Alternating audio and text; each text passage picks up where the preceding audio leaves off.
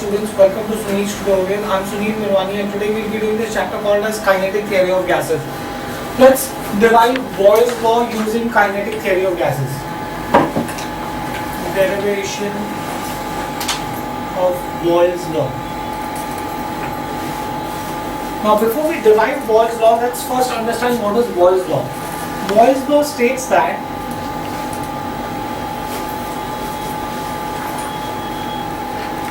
Boyle's law states that at constant temperature, the pressure exerted by a given mass of gas, the pressure exerted by a given mass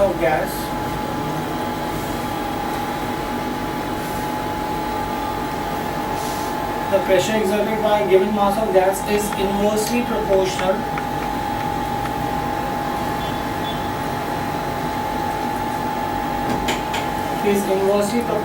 to its volume. Right? That is what is Boyle's law. So Boyle's law states that pressure is inversely proportional to volume at constant temperature.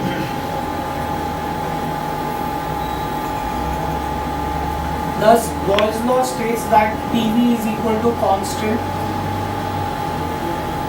at constant temperature. Right? Now let us try to derive this law using kinetic theory of gases. Right? Now I can say this law can be derived. This law can be derived on the basis of kinetic theory of gases. Right? Now let us consider 1 mole of a perfect gas. Let us consider 1 mole of a perfect gas. Right? Let us assume P, V and T are the pressure, volume and temperature of the gas. Let P, V and T be pressure, volume and temperature. Right? Now, by kinetic theory of gases, I can say that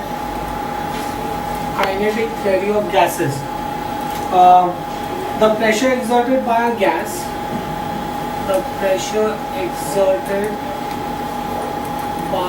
gas is given by the formula P is equal to 1 by 3 m by v upon c into c square, right? Where m is the mass of 1 mole, c is the RMS velocity of the gas. I can say that m is the mass of 1 mole and c is the RMS velocity of gas. Right?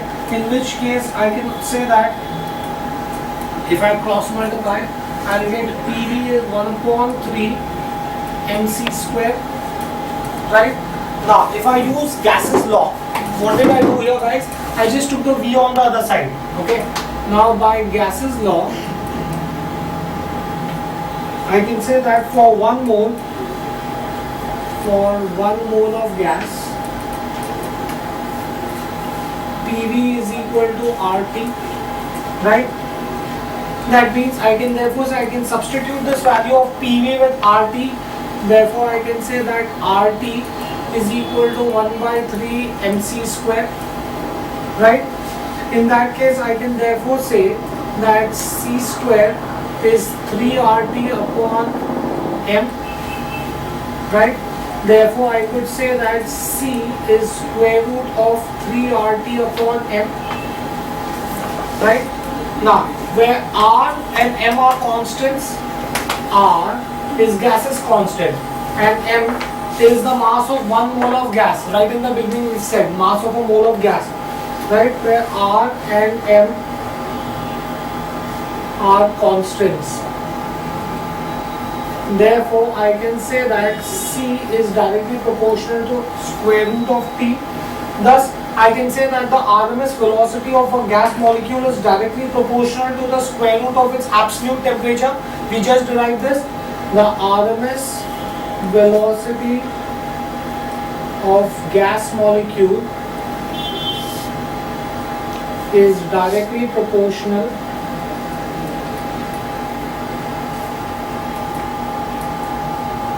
to the square root of absolute temperature, right? Now, if from this discussion what we understand is that the RMS velocity and c are constants at room temperature. If T is constant, if the temperature is constant, then c will also be constant.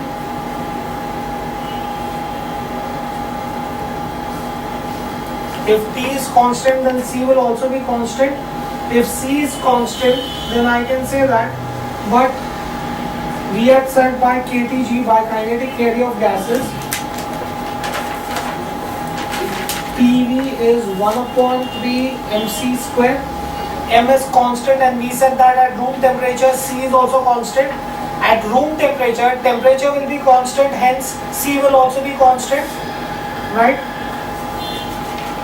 But 1/3 mc square is constant.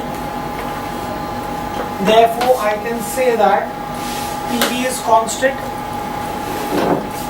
Therefore, I can say that PV is constant, and PV is constant is nothing but the Boyle's law, right? PV is constant at constant temperature. Thus, Boyle's law is proved.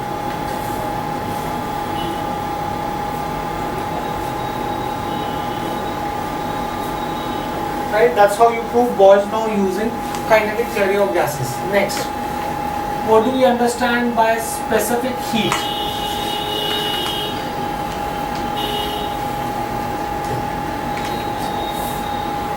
What do we understand by specific heat of a substance?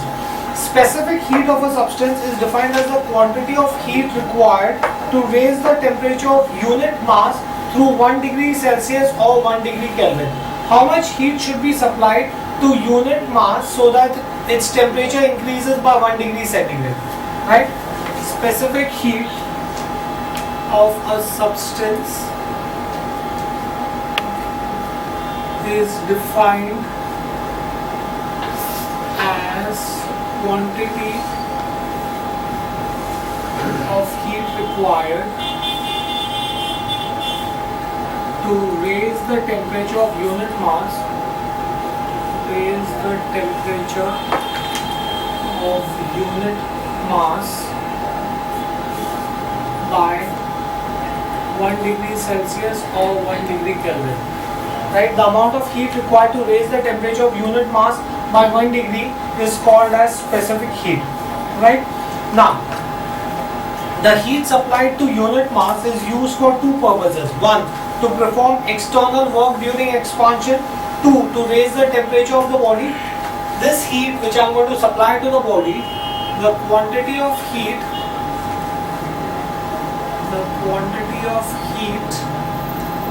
supplied to a substance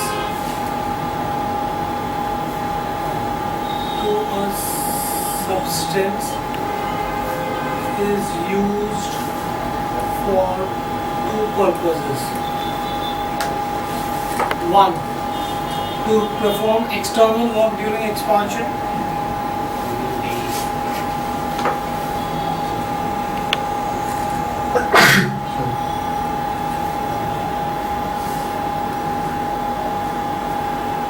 Second, to raise the temperature of the substance.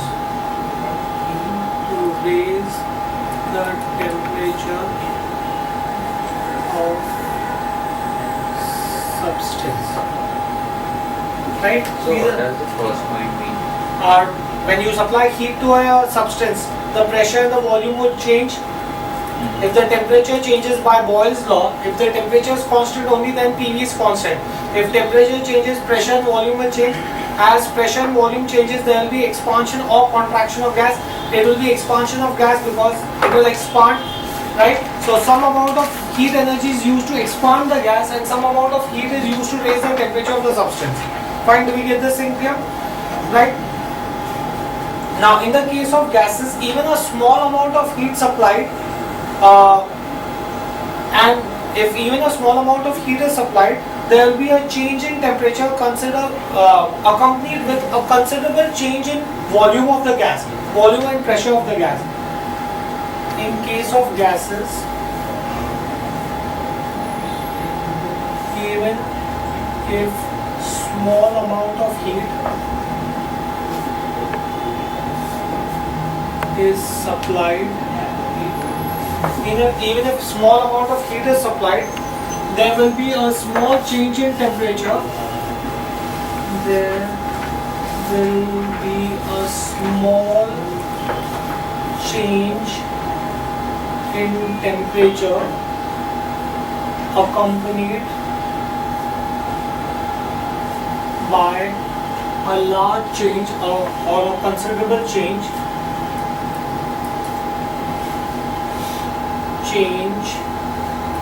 in pressure and volume.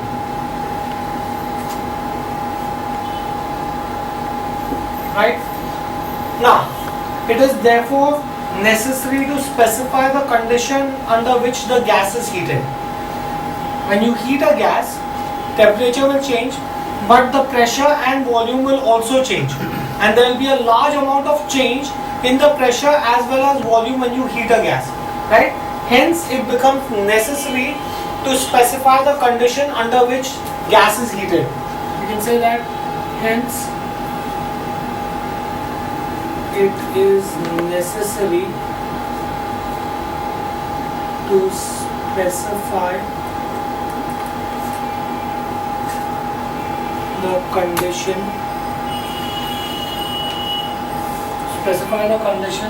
under which the gas is heated. Under which the gas is heated. Right? Now, since pressure and volume both are changing, there are going to be two conditions under which gas is going to be heated. Right? Let us. Specific heat is the quantity of heat required to raise the temperature of unit mass by 1 degree. But when I raise the temperature of unit mass by 1 degree, the pressure and the volume changes. Now let us see why we have to have different types of specific heat. Reason why I need two specific heats of gas. Two specific heats of gas. Why is it that specific heat has to be further defined under different conditions? Right? Now we mathematically prove why I need to define it under different conditions. Let us consider a substance of mass m and specific heat S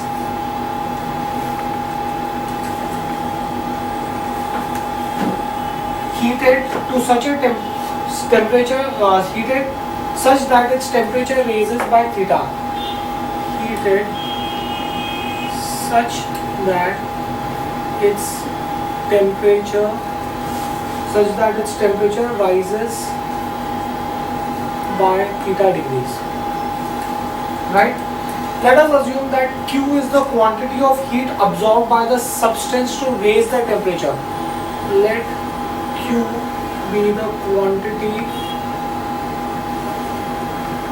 of heat absorbed by the substance. Q is the quantity of heat absorbed by the substance to raise the temperature. Right? Therefore, I can say, but heat absorbed by any body, heat absorbed by a body is equal to, is defined as the product of mass, specific heat and the rise in temperature.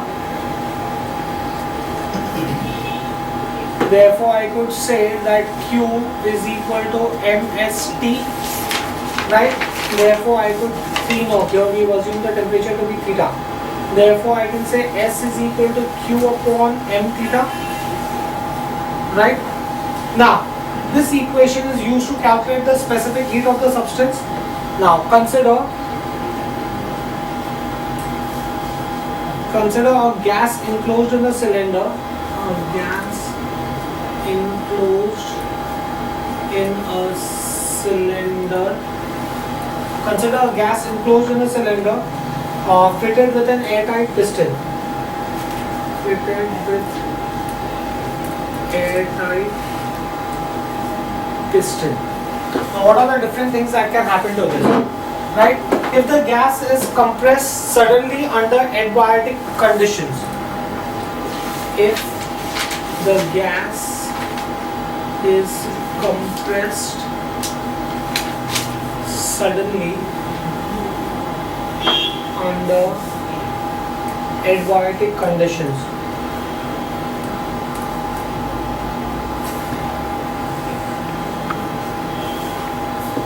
adiabatic condition means no heat is allowed to enter the gas or leave the gas, right?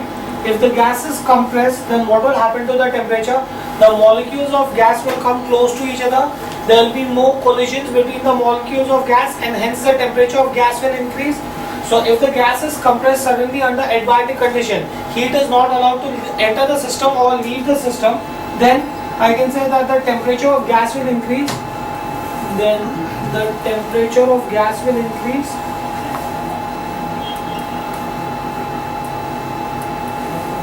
The temperature of gas will increase, but I can say therefore theta will not be equal to 0. If the temperature of gas is going to increase, that means theta will not be equal to 0. But as it is adiabatic process, no heat is allowed to enter the system or leave the system. That means for adiabatic process, Q is 0. We had learned this in the definition, right? Now, if as S is equal to Q upon m theta, as theta is not equal to 0, then and Q is equal to 0 for adiabatic process, I can say therefore S will become equal to 0, specific heat will be 0. Thus, under adiabatic compression, the value of specific heat will become 0. If I have an adiabatic compression, the specific heat of the gas will become 0. I can say thus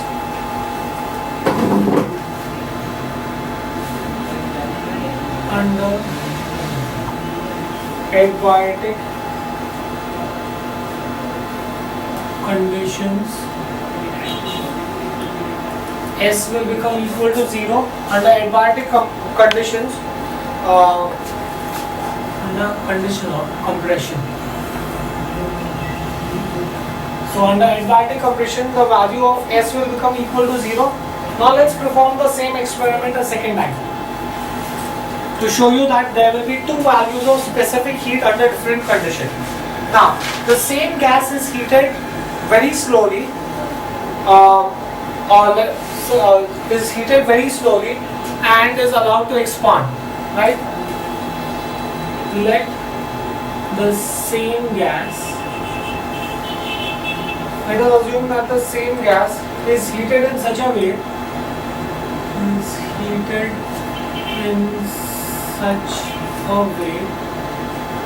that it expands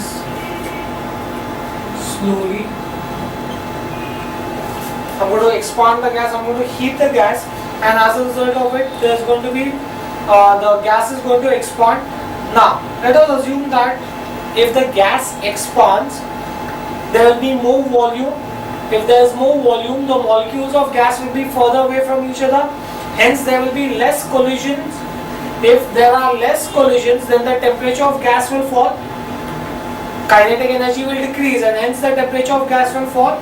So let us assume, let the fall in temperature due to expansion, let the fall in temperature due to expansion is equal to the rise in temperature due to heat supply. Rise in temperature due to heat supply. I'm supplying heat. Since I'm supplying heat, the temperature will increase. Since I'm supplying heat, the gas is going to expand. Since the gas expands, the temperature will fall. Let us assume that the rise in temperature due to heat is equal to the fall in temperature due to expansion. That means what would this process be called? In this process, there will be no change in temperature, because the extent to which the temperature will rise due to heat will be equal to the extent to which the temperature will fall due to expansion. So I'll say therefore the rise in temperature of gas will therefore there will be no rise in the temperature of the gas. The temperature of gas will not increase. Now, such an expansion, if the temperature of the gas does not increase, that means such an expansion would be called as isothermal expansion. Such an expansion is called isothermal expansion. Such an expansion would be called as an isothermal expansion. Now, as it is an isothermal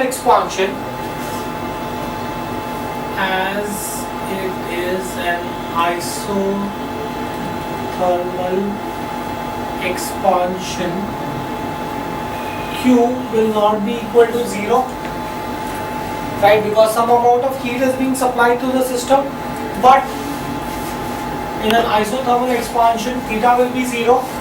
Now, as S is equal to Q upon m theta and theta is 0, that means S will be equal to infinity. Anything divided by 0 is infinity. From these two experiments, we see that under different conditions, specific heat has different values. Specific heat will have a specific value depending upon the condition under which the experiment is being performed. Specific heat could have a value 0 or infinity depending upon the condition under which the experiment is performed. Hence, it becomes very essential to state the condition under which the experiment is being performed. Right? I can say that thus, from the above discussion, it is clear that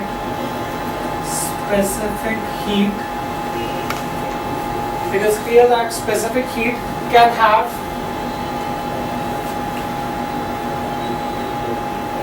values from 0 to infinity, depending upon the condition under which gas is heated. Depending on the conditions under which gas is heated. Depending upon how I am heating the gas, you could have different values of specific heat. Hence, it becomes very essential for me to specify the conditions under which gas is heated. Therefore, it is essential to specify the conditions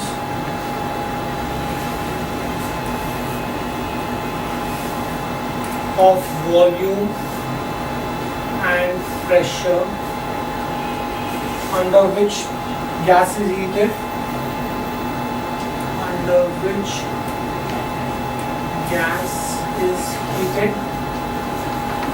right?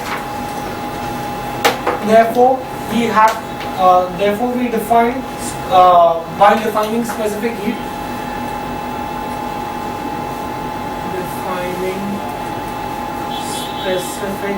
otherwise it will have different values, right? And from the two experiments, what we understand is that either the volume or the pressure has to be kept constant. right? So I can say while defining specific heat, either volume or pressure is kept constant. Either I'll have to keep volume constant or I'll have to keep pressure constant. If I allow volume to change, that means it will be an isothermal process. If I allow pressure to change, that means it will be an enzymatic process, right? So, therefore, we have to define specific heat using constant volume and constant pressure. Hence, specific heat is defined. Specific heat is defined under conditions of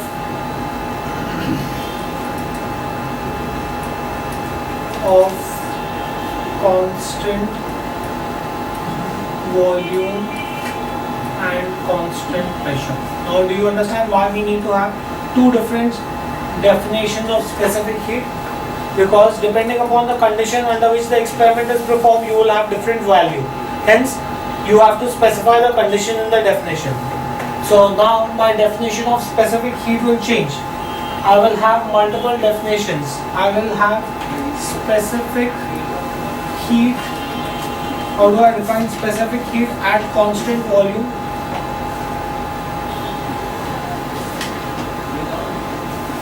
Specific heat at constant volume is called as CV.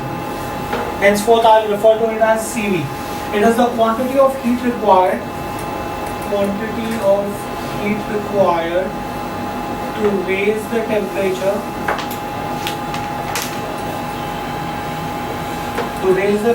of unit mass of gas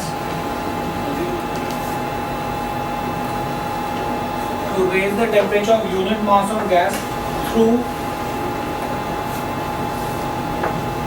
1 degree Celsius or 1 degree Kelvin when the volume is kept constant.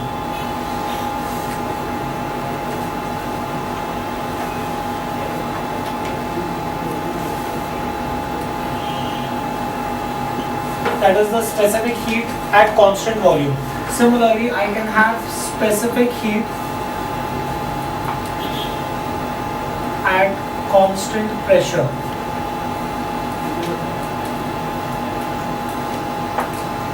That is CP, right? What is specific heat at constant pressure? It is the quantity of heat required to raise the temperature of unit mass of gas through 1 degree Celsius or 1 degree Kelvin when the pressure is kept constant. When pressure is kept constant. And do you understand? So you have two different values of specific heat. You have specific heat at constant volume and you have specific heat at constant pressure. So you have to define the conditions under which specific heats are defined. Now the question is, if I have two specific heats, do they have equal values or unequal values? And if they have unequal value, which value is greater? Right? Why is specific heat at constant pressure greater than specific heat at constant volume? Right? Let's try to understand them. They don't have same values, and specific heat at constant pressure has higher value than specific heat at constant volume. Now, why? Let's try to prove this, that specific heat at constant pressure is greater than that at volume. Now let's assume when a gas is heated at constant volume. First let's find out CV. Now when gas is heated at constant volume. Let's assume I heat a gas at constant volume. If I'm heating the gas at constant volume, then the entire heat supplied to the gas is used to increase the temperature? Because if the volume is not going to change, then the heat is going to only increase the temperature of the gas. The entire heat supplied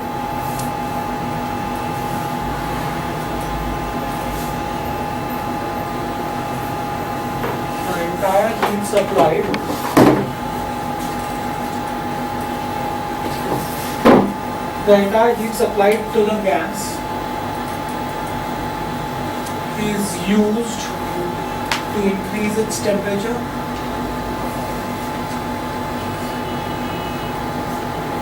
Right? Now, if the gas is heated at constant pressure, there is going to be an increase in volume of gas. If the gas is heated at constant pressure, let's assume I heat the gas at constant pressure. If the gas is heated at constant pressure, there is an increase in the volume of the gas. There is an increase in the volume of the gas. There is going to be an increase in the volume of the gas. Now, that means part of the heat supplied to the gas is going to be used to expand the gas. If there is an increase in volume, that means part of the heat supplied to the gas is used to increase the volume of the gas, and the remaining part of the heat is used to increase the temperature. If there is an expansion, if there is an increase in the volume of the gas, it means that part of the heat supplied to the gas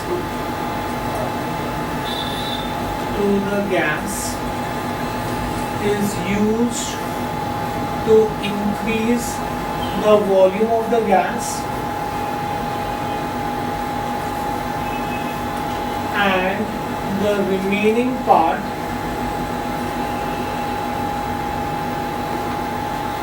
of the heat is used to raise the temperature of the gas.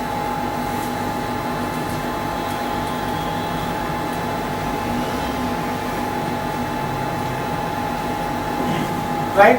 So that means when I'm going to heat the gas at constant volume, two things will happen. The temperature will increase and also the volume will increase. Therefore, I can say that the temperature in the first case, heat only increases the temperature. In the second case, the same amount of heat increases the temperature as well as volume. Hence, I can say that specific heat at constant pressure is greater than specific heat at constant volume, because specific heat at constant volume only increases the temperature, whereas specific heat at constant pressure not only increases the temperature but also increases the volume. Right? Now, let's try to mathematically get these values. Let us assume that this was theoretically, I proved it to you that Cp is greater than Cv. Now, let us assume that Q is the quantity of heat supplied to Q is quantity of heat supplied. Q is the quantity of heat supplied to the gas of mass m. Right? Now, let's first do this at constant volume. At constant volume. At constant volume, what will happen? The heat supplied is used to only increase the temperature of the gas. The heat supplied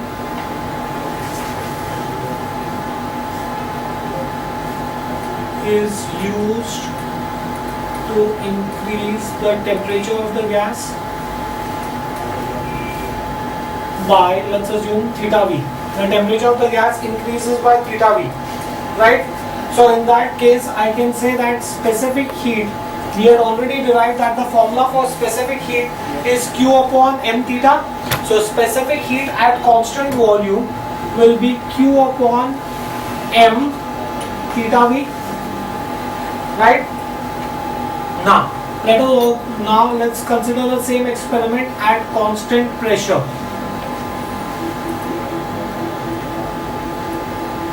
Now, at constant pressure, a part of the heat supplied is used to increase the volume and only the remaining part is used to increase the temperature of the gas. At constant pressure, part of the heat is used to increase the volume and remaining part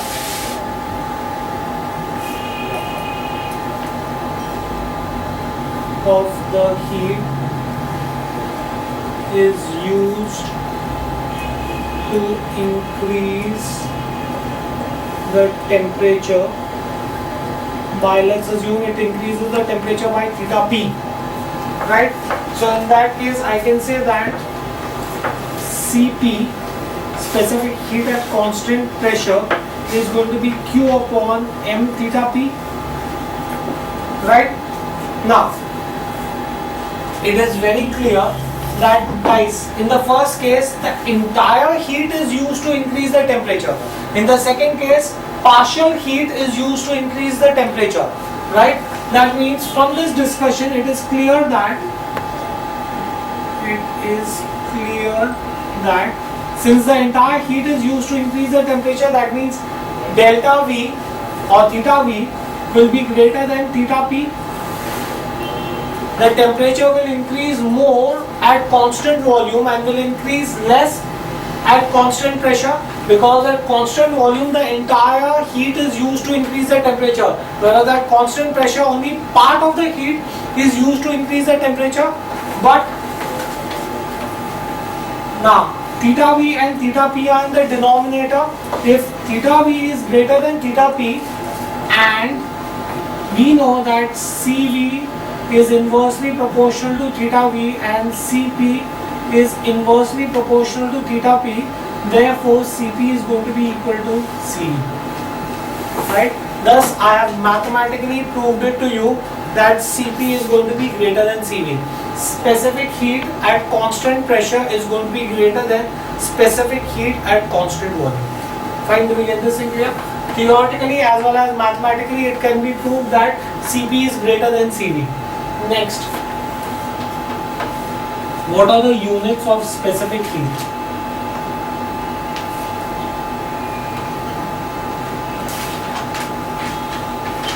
What are the units of specific heat? Now, what is specific heat? It is the quantity of heat supplied, right? Now, if it is the quantity of heat supplied, quantity of heat is always expressed in terms of calories or kilocalories, right? So therefore, the unit of specific heat should be either calorie per gram per degree. How do I define specific heat? It is the amount of heat supplied to raise the temperature of unit mass. To raise the temperature of unit mass means per gram by 1 degree, that means it is going to be per degree. Hence I can say that quantity of heat supplied is expressed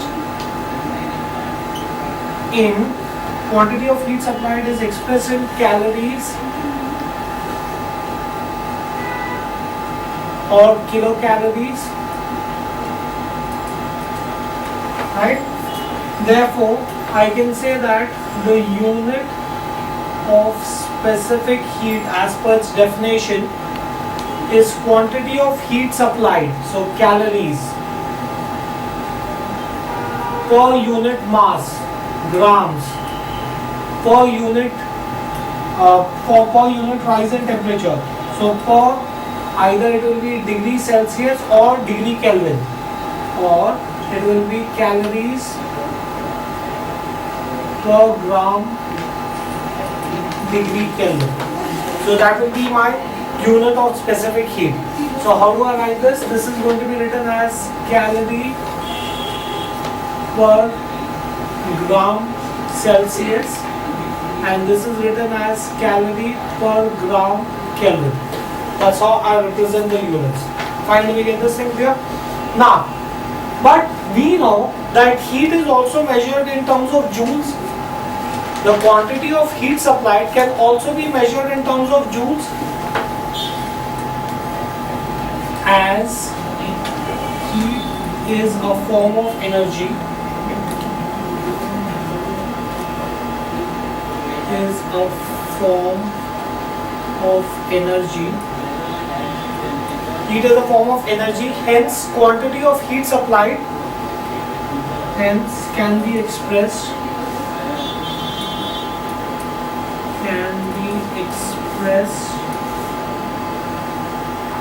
in joules. Quantity of heat supplied can be expressed in terms of joules. In that case, the unit of specific heat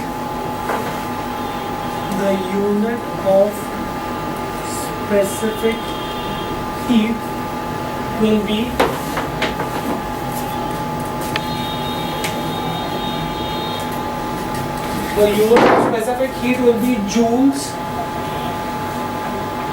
per gram degree Celsius or joules per gram degree Kelvin. This is written as joules, represented as joules per gram Kelvin, gram Celsius or joules per gram Kelvin, right? So those are my units of specific heat. Now what is the relationship between the two different units? Relationship between different units of specific heat. Relation between different units of specific heat. What is the relationship between different units of specific heat? Now we know that 1 calorie per gram degree Kelvin, 1 calorie per gram Kelvin is equal to 1 kilocalorie per kilogram Kelvin. Now the relationship between calories and joules is 1 calorie is 4.2 joules. So this will be equal to 4.2 joules per gram Kelvin, which will be equal to 4200 joules per kg Kelvin. That is going to be the relationship between different units of specific heat. Fine, do we get this in clear? Now, once you know specific heat, next let's see what do we understand by molar specific heat. Now since specific heat, there are two different values of specific heat, there will also be two different values of molar specific heat. So first let us define molar specific heat at constant volume. Right, molar specific heat at constant volume. Now what is specific heat? The amount of heat required to raise the temperature of unit mass through 1 degree Celsius or Kelvin. Instead of unit mass, if I raise the temperature of 1 mole, then that is called as molar specific heat. In specific heat, I raise the temperature of unit mass. In molar specific heat, instead of raising the temperature of unit mass, I raise the temperature of 1 mole. So how would I define molar specific heat? It is defined as the quantity of heat required to raise the temperature of 1 mole of gas through 1 degree Celsius or 1 degree Kelvin. Right? Since it's a constant volume, when the volume is kept constant.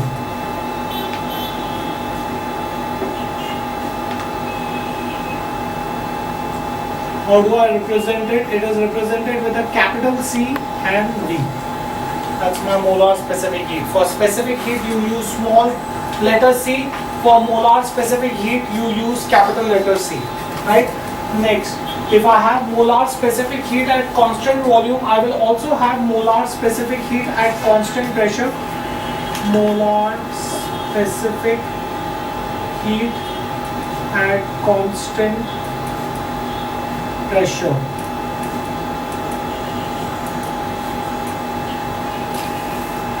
What is molar specific heat at constant pressure? It is the quantity of heat required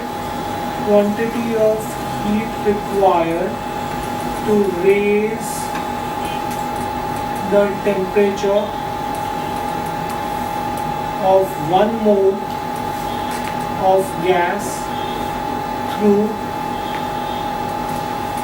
1 degree Celsius or 1 degree Kelvin when pressure is kept constant.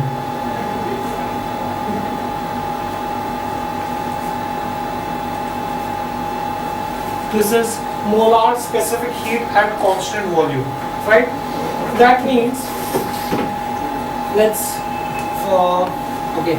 stop this here for the day. We'll derive this equation for molar specific heat in the next lecture. Thank you very much.